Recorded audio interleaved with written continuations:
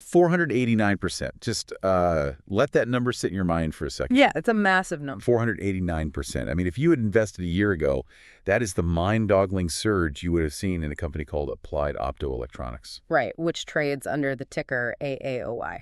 Exactly. And as of August 2026, it is sitting around, what, $129 a share? Yeah, right around there. And the trajectory is just staggering.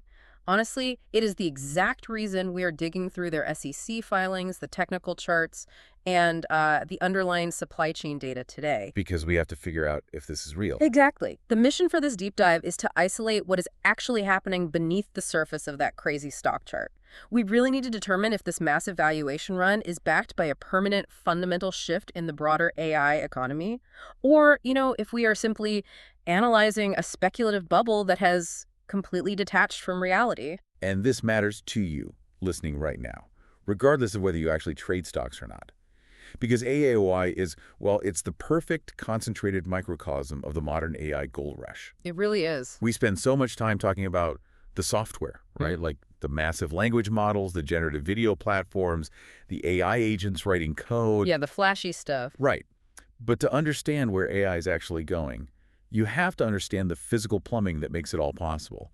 It's the classic picks and shovels concept. Totally. So to figure out why a company surges nearly 500%, we have to look at what they are physically manufacturing that has the tech sector in such an absolute frenzy. Well, what they manufacture are high-speed optical transceivers. Okay, optical transceivers. Yeah, and to be specific, the market is laser-focused on their next-generation 800G and 1.6T products. These are highly complex physical devices that convert electrical signals generated by computers into optical signals. Which is to say pulses of light.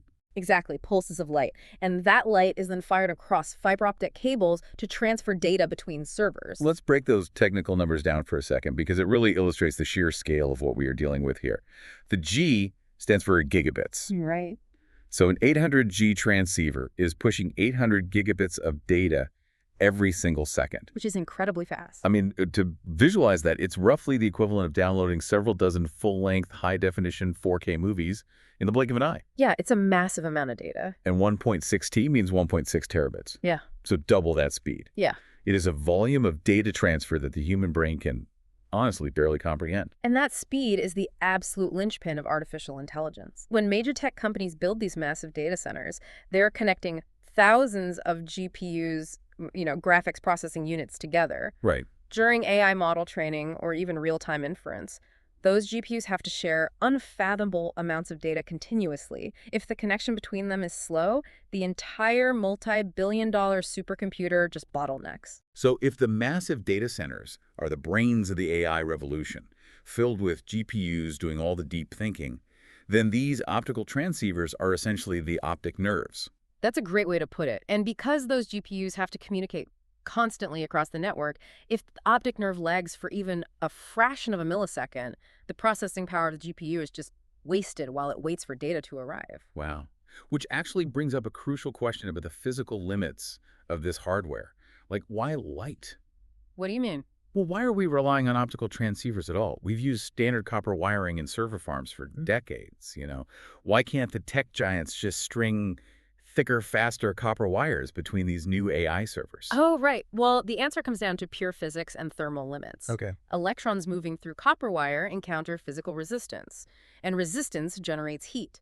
Not only that, it causes the data signal to degrade over distance. I see. At the 800G or 1.6 terabit speeds required by modern AI, pushing data through copper would generate immense amounts of thermal energy.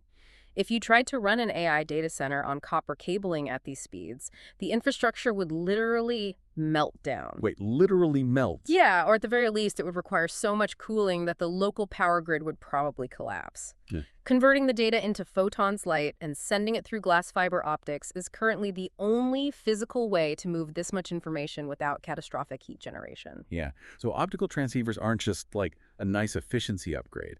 They're a hard physical necessity to prevent the data centers from catching fire while training the next generation of AI. Exactly. Well, that definitely explains why the demand is so intense. And looking at their first half of 2026, AAOI reported revenue of just over $343 million. That is a 69% jump from the same period last year. And it gets crazier. They are guiding for up to $290 million in the third quarter alone. So they're essentially projecting to compress almost their entire first half revenue from 2025 into a single 3-month window. Yes, the acceleration is wild. Wait, hold on. We've seen these tech hardware cycles before, right? Sure. A new gaming console drops, everyone upgrades their televisions, hardware sales spike through the roof, and then, a year later the market crashes because everyone who needed one already bought one. The boom and bust cycle. Exactly. Why isn't this just a one-time upgrade cycle by the major cloud providers who are just rushing to build their first batch of AI data centers? It's a fair question, but the data points heavily toward a compounding multi-year structural cycle rather than a one-off purchase order. How so? Well, the complexity of AI models is not static. A few years ago, we were training models on text, right? Now the industry is training on high-definition video, real-time spatial computing, complex multimodal environments. Oh, right. The data gets heavier. Exactly. The bandwidth required to process video versus text doesn't just grow linearly, it grows exponentially. So as long as software engineers continue pushing the boundaries of AI capability, the physical infrastructure will have to be continuously ripped out, upgraded, and expanded to handle those heavier data loads. Okay, so the demand is effectively infinite right now. But building these complex optical components requires physical raw materials, which is causing a massive industry-wide traffic jam. I mean, every tech giant on Earth is trying to buy these transceivers simultaneously. And that rush has created a severe bottleneck in the supply chain. Specifically, there's a reported industry-wide shortage of laser chips. Laser chips. Yeah, these specialized semiconductor chips are the core engine inside the transceiver that actually fires the pulses of light we were talking about. But why is the supply chain choking so badly?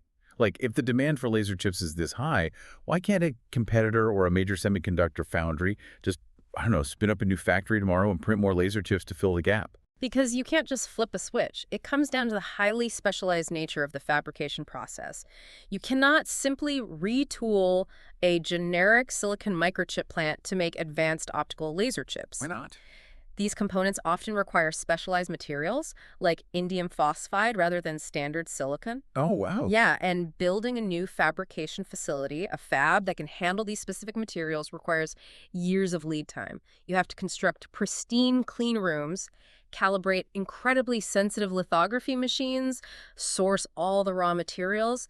The few foundries globally that are actually capable of producing these specific laser chips are entirely booked out. And on top of that physical bottleneck, there is a massive geopolitical wildcard sitting on the table right now. The FCC draft? Yes, there is a draft FCC ban floating around Washington that would heavily restrict or outright ban Chinese optical suppliers from operating in the U.S. market. Which would be huge. Huge. If that draft becomes law, it would forcibly redirect an absolute ocean of domestic tech demand straight to U.S.-based manufacturers. And AAOI is heavily pushing the narrative that they are ramping up their manufacturing capacity to produce 200,000 units a month to meet this moment. And that physical capacity ramp is their primary strategic weapon.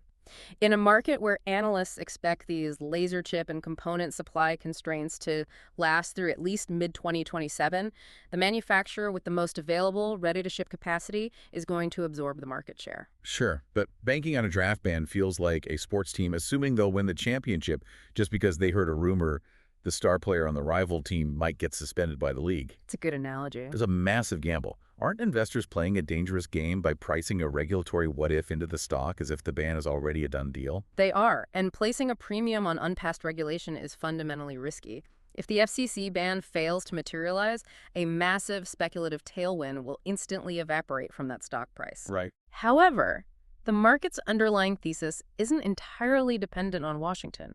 It's not. No, because even without a ban on Chinese suppliers, the global supply of high-speed transceivers is structurally tight. AAOI is aggressively building physical assembly lines and securing component inventory right now. In a bottlenecked industry, the company that can actually put physical products on a shipping pallet today holds total pricing power over the tech giants. Okay, so if their physical capacity is scaling to meet this insatiable, price-insensitive demand, you would naturally expect their balance sheet to look pristine. Yeah.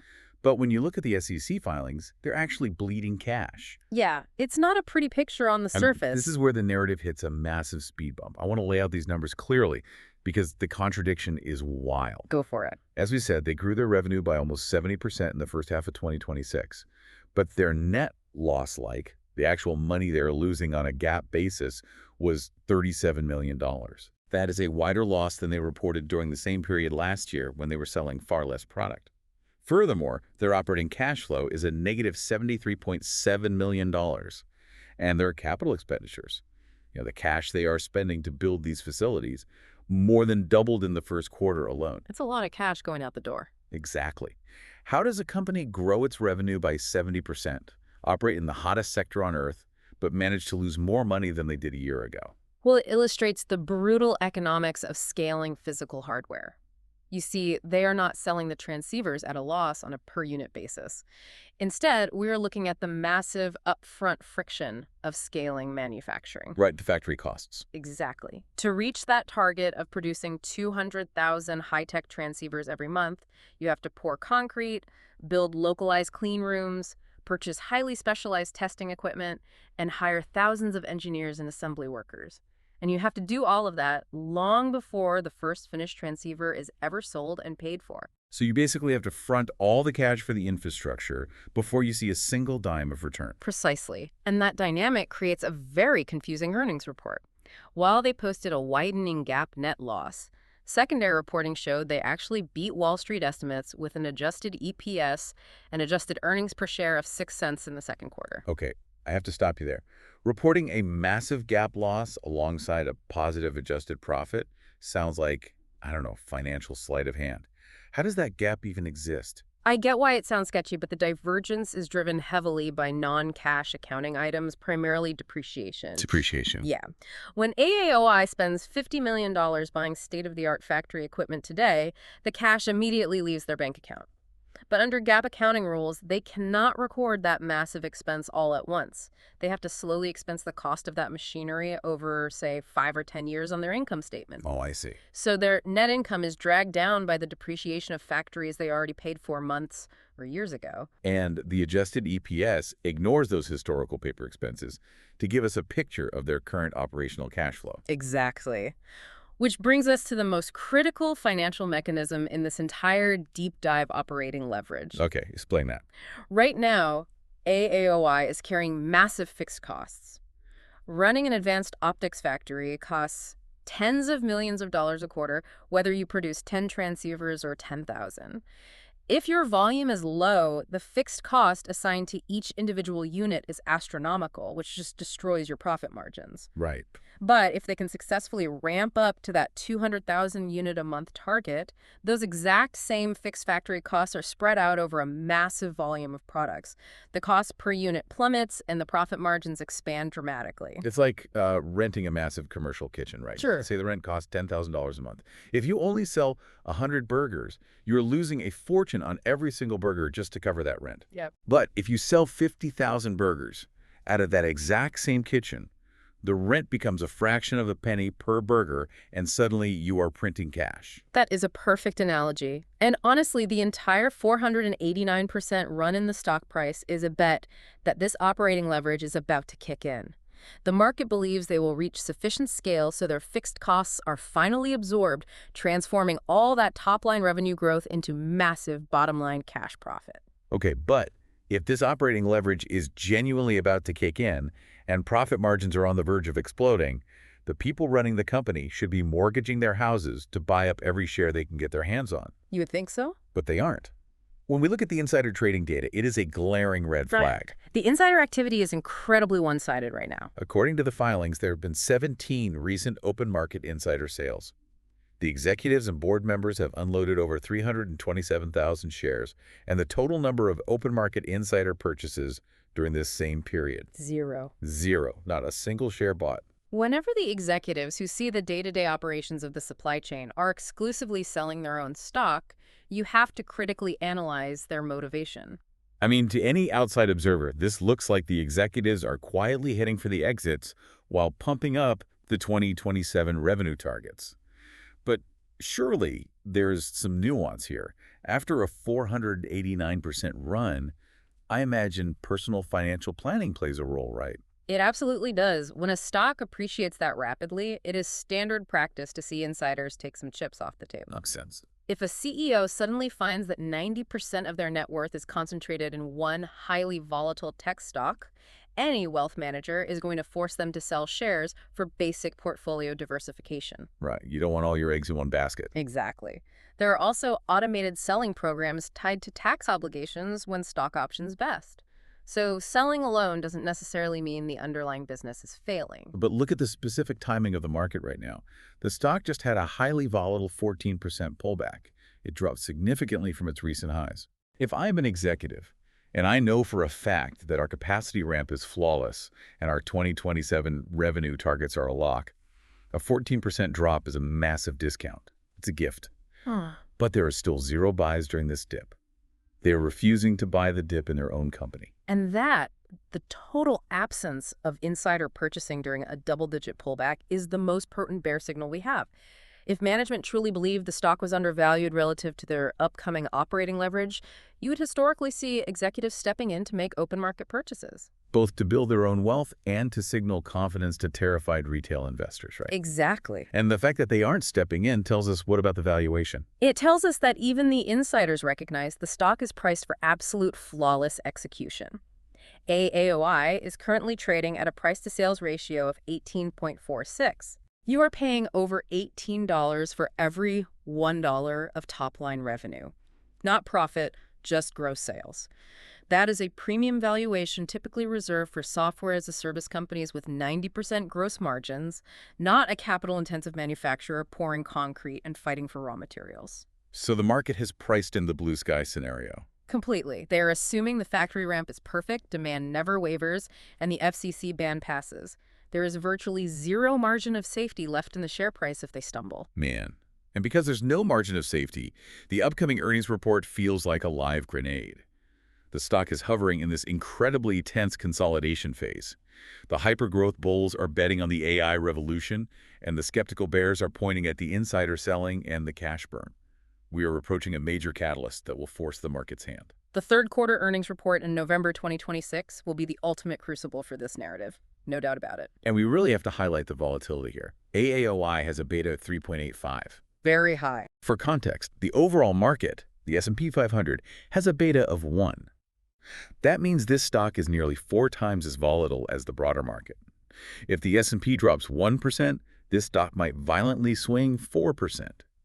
So, for anyone watching this from the sidelines, tracking their own portfolio, what is the specific tell in that November report? Like, what metric proves whether the bull case or the bear case is reality? You have to look past the headline earnings per share and focus entirely on 2 things. The top end of their revenue guidance, that $290 million figure, and crucially, their gross margins. Why gross margins specifically? Well, hitting $290 million in revenue proves that the physical capacity ramp is working, right? It proves they successfully sourced the laser chips and built the transceivers. Right. But the gross margin expansion is the only metric that proves the operating leverage theory is real. If they hit the revenue target, but their gross margins shrink, it proves the bear's right. Because it means their costs are out of control. Exactly. It means their manufacturing costs are spiraling as they scale, and they are basically buying revenue at the expense of profitability. But if they hit the revenue and the margins expand, then it proves the business model functions at scale. It means the fixed costs are being absorbed, the profits are actually materializing, and the premium valuation might actually be justified. But again, with a beta of nearly 4, a miss on either the revenue target or the margin profile could instantly shatter the blue sky narrative, leading to a severe downward repricing. So AAOI is essentially walking a high wire act over a canyon right now. That's a good way to look at it. On one side, you have the absolute hyper-growth demands of the AI software revolution. The tech world is just screaming for more bandwidth, faster connections, more optical infrastructure. Yeah. And on the other side, you have the harsh, unforgiving realities of physical manufacturing. You cannot code a new factory into existence. You have to pour the concrete, secure the rare earth metals, and navigate these global supply chain bottlenecks. It is the ultimate friction point between digital ambition and physical reality, which, actually leaves us with a much broader, almost philosophical question to ponder as we step back from this single ticker symbol. Oh. What's that? Well, if one mid-sized optical company has to burn hundreds of millions in cash, navigate global laser chip shortages, and scramble this furiously just to build the physical nerves for AI data centers, what does that say about the physical limits of the AI revolution as a whole? Wow, yeah. We treat artificial intelligence like it exists purely in the cloud, completely unconstrained. But it is fundamentally anchored to the earth, to glass, copper, rare earth metals, concrete, electricity. Will the laws of physics, the fragility of global supply chains, and the sheer limitations of human manufacturing capacity put a hard cap on AI's growth long before software innovation ever slows down? That is a fascinating point. It really is the defining bottleneck of our era. Because you can write the smartest algorithms in human history, but if you don't have the optic nerves to connect the hardware, the whole revolution just grinds to a halt. Exactly. Well, thank you for joining us on this deep dive into the physical plumbing of the digital world. Keep your eyes on those supply chains, watch the margins, and we'll catch you on the next one.